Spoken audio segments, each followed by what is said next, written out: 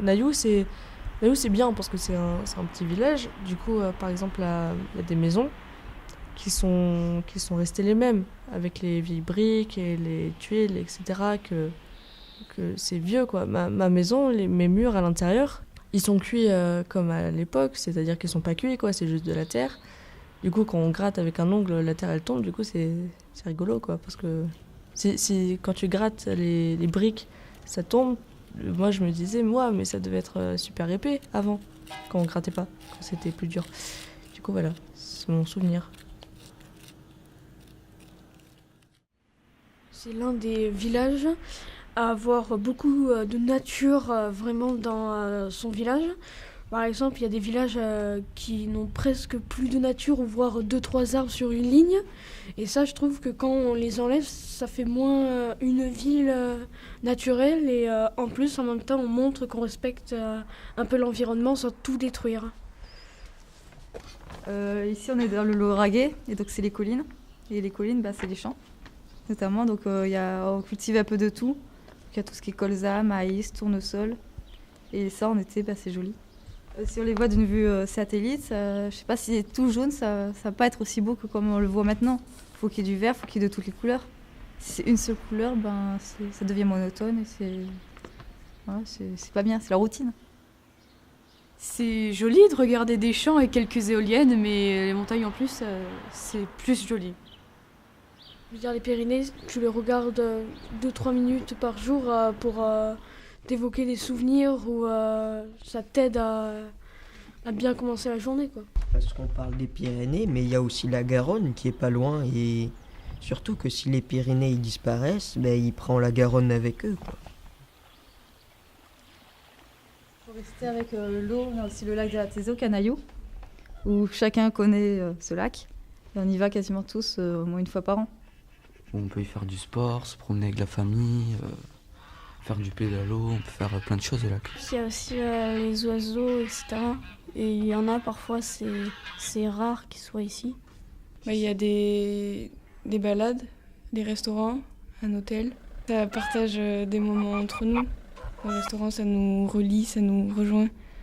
Le lac de Naïou, au début, quand il l'avait emménagé, il n'y avait pas trop de visiteurs. C'était un peu le seul emblème de Naïou.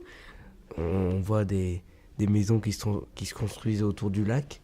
Quand on regarde des photos d'il y a 20 ans, on voit pas des maisons comme ça.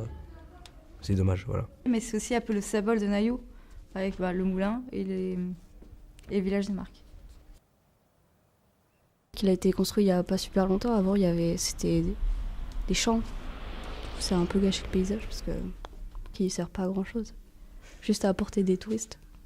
Non, mais vraiment, au village des Marques, il n'y a pas assez de ventes. Du coup, bientôt, dans quelques années, quoi, si ça évolue pas, ils vont être obligés de le fermer. Du coup, il y aura ce gros bâtiment énorme avec des parkings énormes qui servira peut-être plus à rien, ou bien qui sera récupéré pour faire autre chose, ou bien qui sera démoli alors qu'il est super jeune. Après, c'est bien parce que ça fait marcher l'économie à Naïou, ça amène des touristes, des gens. Ça peut être un monument de demain, le village des Marques. Parce que c'est une activité c'est comme la religion chrétienne, c'est une activité qu'on a tous les dimanches.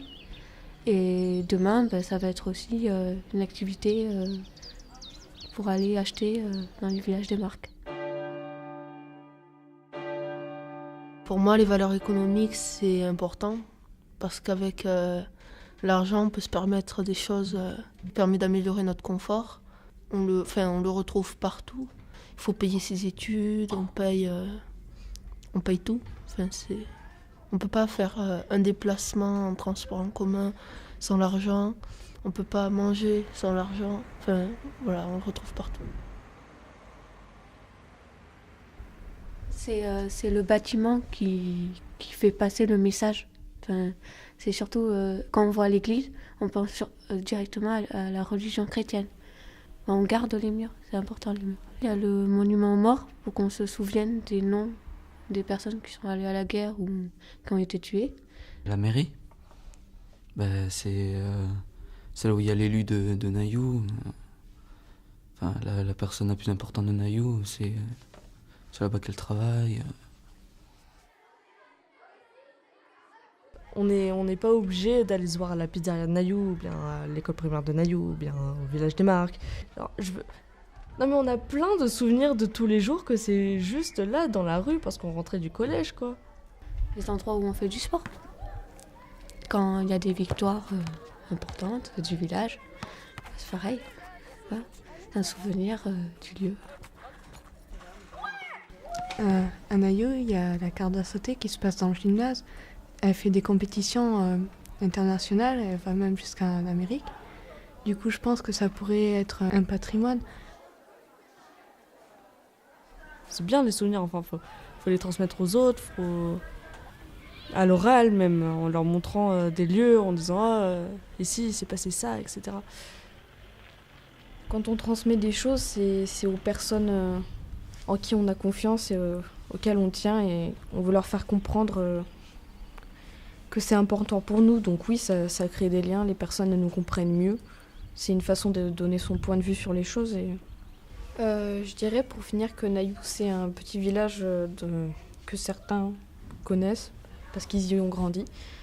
Et je pense qu'il faudrait le préserver parce qu'il y a beaucoup de choses auxquelles on tient dedans, des endroits auxquels on a passé des bons moments.